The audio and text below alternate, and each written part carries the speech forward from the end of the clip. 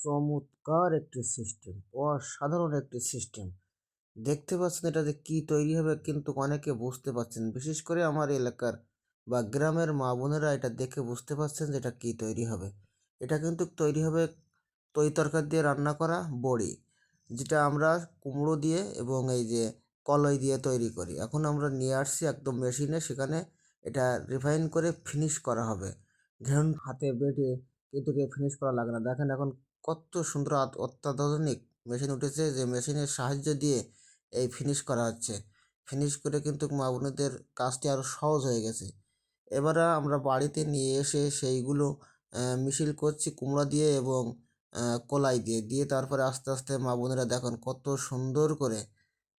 সুন্দর করে অসাধারণ পরিবেশ করে তারা ঝুড়ির উপরে, ডালার উপরে, বিভিন্ন পাত্রের উপরে ছোট্ট ছোট্ট বড়ি দিচ্ছে। এই বড়িটি আপনারা যারা খাননি, এই যে খেতে গেলে কত সুস্বাদু, তরি তরকারির সাথে যে কত সুস্বাদু লাগে, বিশেষ করে বেগুন দিয়ে রান্না করলে খুব ভালো লাগে।